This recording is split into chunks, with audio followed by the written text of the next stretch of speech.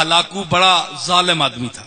اللہ کے جو کھیل ہے اور کس سیکنڈ میں وہ بدلتا ہے اور مظلوم کی آہ پہنچتی ہے. دیکھیے آپ, یہ ظالم اتنا تھا کہ اس نے بغداد پر حملہ کیا تو ہزاروں لاکھوں حتیٰ کہ نجم الدین کبریٰ جیسے ولی کامل کو شہید کر دیا.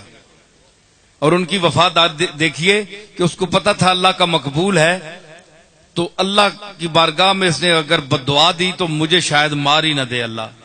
اس نے پہلے کہلا کر بھیجا, نجم الدین کبریٰ میں بغداد پر حملہ کرنے والا ہوں, بہتر ہے کہ آپ یہاں سے نکل جائیں, میں بغداد پورے کو تہہ تیگ کروں گا. حضرت نجم الدین کبریٰ نے بھی فرمایا, ہلاکو میں ایک اللہ کا عاجز بندہ ہوں, میں نے اس شہر میں بغداد کے شہر میں 40-50 سال ان لوگوں کے ساتھ گزارے ہیں. یہ وفا کے خلاف ہے کہ آج تو مجھے بچا کر لے جائے اور ان کو مار دے. میں ان کے ساتھ مروں گا, اگر چھوڑے گا تو ان کو بھی چھوڑے گا, نہیں تو میں بھی مروں گا. ظالم تھا, اس نے حضرت نجم الدین کبریٰ کو بھی شہید کر دیا. یہ وہ نجم الدین کبریٰ ہیں جو امام راضی کے مرنے کے وقت اس کے قبر سرانے پہنچے, جب شیطان نے امام راضی کو ورغلا دیا تھا اور 360 دلیلیں امام راضی نے اللہ کے وجود پر دی تھی جی, تو اخیر شیطان نے غالب آ گیا, شیطان, امام راضی چپ ہو گیا.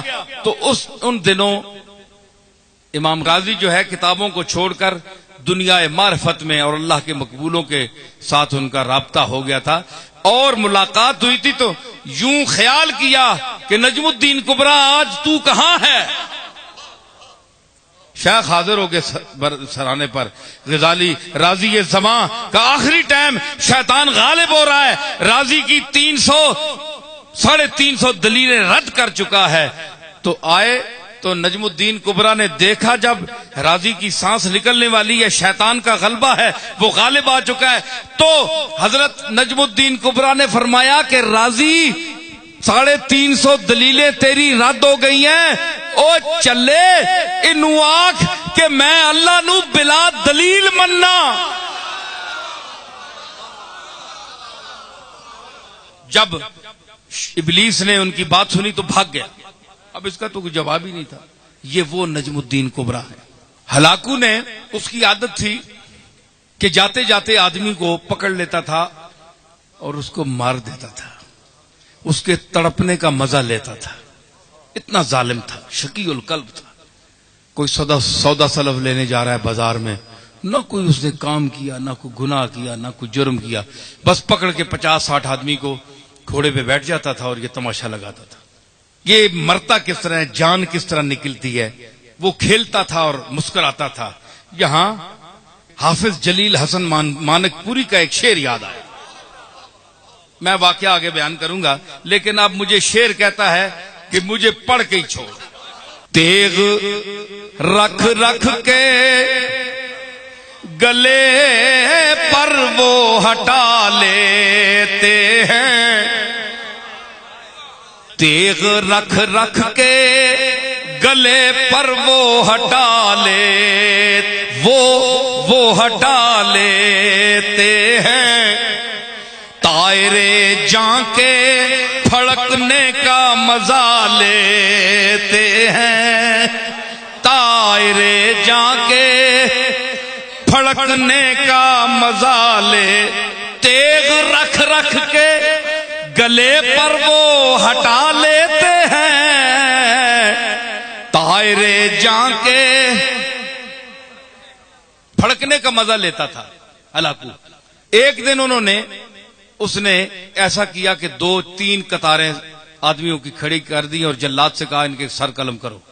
اب جناب کسی نے سودا اٹھایا ہوا ہے, کسی نے کوئی پیاز اٹھایا ہوا ہے, کسی نے مرچیں, گھر میں جا رہے تھے لوگ جس طرح بازار میں جاتے ہیں. انہوں نے کہا کس گناہ میں ہمیں مار. اس نے کہا بس دیکھو ہلاکو سامنے کھڑا ہے گھوڑے پہ, اس کے ہاتھ میں ایک نیمبو تھا, وہ اس سے کھیل رہا تھا. اچھا اب اگلی صف جو مرنی شروع ہوئی, ایک کا سر گیا, دوسرے کا, تیسرے کا. صف پہلی, ایک بوڑھا آدمی آخر میں کھڑا تھا. اس نے جب دیکھا نا کہ اب تو میری باری ہے, اس کے بعد وہ دوڑ کر پیچھے ہو گیا پچھلی صف میں. بھائی جتنی دیر جان بچ جائے, دیکھا نا سکون ڈھونڈتا ہے انسان. اس پر تو چھری چل گئی نا تو سکون ڈھونڈتا ہے مرغا ہاتھ پاؤں مارنے میں, اور اس پر چلنے والی ہے یہ پہلے ہی سکون ڈھونڈ رہا ہے. تو اس نے وہ پچھلی صف میں ہو گیا. جب پچھلی صف میں گیا نا تو وہ صف جب ختم ہوئی نا, اس بابے کے پاس پہنچے تو وہ تیسری میں چلا گیا. تیسری میں چلا گیا. اور اب ہلاکو کے لیے بڑی عجیب یہ ایک تماشا بن گیا کہ اس بے وقوف کو دیکھو, اس کو میرے تلوار سے کون بچا سکتا ہے. یہ 50 70 100 آدمی مار دیا ہے میں نے, پہلی صف بھی گئی, دوسری بھی گئی, اب یہ بے وقوف کہاں تک بچے گا. اب تو اس کے پیچھے کوئی صف بھی نہیں ہے, تیسری صف ہے. جب جیسے تیسری صف کو قتل کرنا شروع کیا, لطف آ رہا ہے کہ نہیں نئی بات. ہاں تیسری, اب دیکھیں میں وہ ظلم کی بات کر رہا ہوں اور وہ کس طرح سنتا ہے. تو جب وہ تیسری صف پہ قتل شروع ہوا نا تو آخری جب بابا رہ گیا نا تو ہلاکو نے کہا جلاد سے کہ 1 منٹ رک جا, اس کو نہ مارنا. وہ اب اس نے گیند وہ نیمبو پکڑا ہوا ہے کھیل رہا ہے, اس کے سامنے آ گیا. اس نے کہا بھائی بابا بتاؤ کہ پہلی صف میں تو بھاگ کر دوسری آیا صف میں, دوسری صف میں جب آخری وہ نوبت آئی اس تک تو تو تیسری میں آ گیا, اب بتا تجھے کون بچائے گا, اب کدھر جائے گا. بابے نے آسمان کی طرف دیکھا ہے جی, یہ آہ ہے خاموش آہ ہے جی. شاعر کہتا ہے کہ مردم بزباں کنند فریاد, فارسی شاعر ہے 700-800 سال پہلے کا, کہ لوگ تو زبان سے فریاد کرتے ہیں, زبان سے کوئی لفظ ادا کر فریاد کرتے ہیں. فریاد ز بے زبانی ہے من, میری بے زبانی کے پر میں فریاد کرتا ہوں کہ میں بول بھی نہیں سکتا, فریاد کیسے کروں. تو اس نے کہا اب بتاؤ اب تمہیں کون بچائے گا. وہ خاموش فریاد جب آسمان کی طرف دیکھا تو اس نے کہا میں نے تو پہلی صف کو اس لیے چھوڑا کہ شاید میں دوسری میں بچ جاؤں, دوسری کو اس لیے چھوڑا تاکہ تیسری میں بچ جاؤں. اور اس نے کہا کیسے بچ سکتے ہو. اس نے کہا کہ وہ چاہے تو ایک لمحے میں انقلاب آ سکتا ہے. یوں اسے کیا نا تو اس نے کہا کیسے, ہلاکو نے کہا کیسے, یوں کیا وہ نیمبو چھوٹ گیا ہاتھ سے. اب وہ ذرا چالاک بھی تھا, بڑا سپہ سالار بھی تھا اور گھوڑ سوار بھی تھا. اس نے ذرا اپنی چابک دستی اور چالاکی اور پھرتی دکھانا چاہیے. اس نے جھک کر گرنے والے نیمبو کو جو پکڑنا چاہا تو رکاب پچھلی سے اس کا پاؤں نکل گیا. یہ منظر دیکھ کر گھوڑا بھاگ گیا, بھاگ نکلا, بھاگا, وہ دوبارہ رکاب میں پاؤں نہ ڈال سکا, یہاں تک کہ ہلاکو وہاں گر گیا اور اس کا سر پٹک پٹک پٹک کے وہی مر گیا. بابا وہاں کھڑا ہوا دیکھ رہا ہے قدرت کو, اللہ کی قدرت کو دیکھ رہا ہے, اور جو اس کا عملہ تھا وہ ہیبت زدہ ہو گیا اس بابے کو دیکھ کر کہ اس نے کیا تماشا بنا دیا ایک لمحے میں.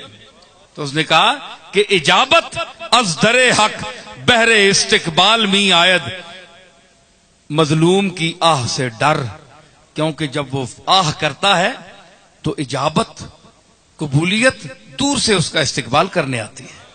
تو اس میں مضمون میں جو میں نے عرض کی کہ اس میں اللہ تعالیٰ نے کیوں ان کو حضرت موسیٰ نے بد دعا دی کہ ان کے پاس دولت ہے, یہ ہم فقیروں کی طرف آئیں گے یا ان امیروں کی طرف جائیں گے لوگ. اللہ نے فرمایا قال قد اجیبت دعوتکما, تم دونوں کی دعا قبول کر لی گئی, فاستقیما, دونوں بھائی ڈٹ جاؤ, ولا تتبعان سبیل الذین لا یعلمون, اور ان بے علموں اور جاہلوں کی کسی بات کو نہ ماننا, ان کے پیچھے نہ چلنا. ان فرعون علا فی الارض وجعل اہلہا شیعا یستضعف طائفۃ منہم یذبح ابناءہم ویستحیی نساءہم انہ کان من المفسدین. فرعون نے گردن اٹھائی, پیسے اور دولت اور گھمنڈ میں آ کر اس نے گردن اٹھائی کہ میں بڑا ہوں, کون ہے موسیٰ اور کون ہے ہارون. بچوں کو ذبح کیا, لڑکیوں کو چھوڑ دیتا تھا, فرمایا وہ فسادی تھا، فساد، اس نے گردن اٹھائی، زمین میری، مالک میں، یہ کون ہے؟ یہ تو زمین پر چلنے والا ہے، اس کو میں نے طاقت دی ہے، یہ جو سب کچھ دیا ہے اس کو میں نے دیا ہے، میں نے پیغام بھیجا اس کو جھٹلا دیا، اتنا تکبر، اتنی بڑائی۔ فرمایا وَنُرِيدُ أَن نَّمُنَّ عَلَى الَّذِينَ اسْتُضْعِفُوا فِي الْأَرْضِ وَنَجْعَلَهُمْ أَئِمَّةً وَنَجْعَلَهُمُ الْوَارِثِينَ۔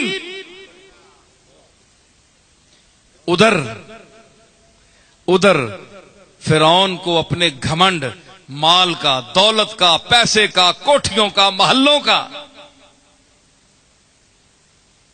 اور فرمایا وَنُرِيدُ، وہ ادھر چل رہا تھا، وَنُرِيدُ، اور ہمارا کیا ارادہ بن رہا تھا، وَنُرِيدُ، اور ہمارا ارادہ کیا تھا، أَن نَّمُنَّ عَلَى الَّذِينَ اسْتُضْعِفُوا فِي الْأَرْضِ، ہم احسان کریں ان پر جن کو زبردستی ضعیف اور کمزور بنا دیا گیا زمین میں۔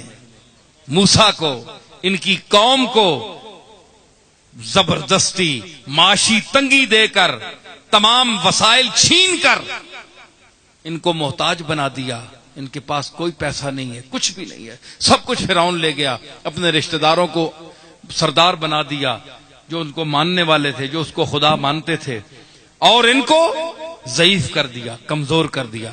استضعفوا فی الارض، استضعفوا نہیں ہے کہ یہ خود کمزور ہو گئے، نہیں، استضعفوا فی الارض، ان کو کمزور کیا گیا۔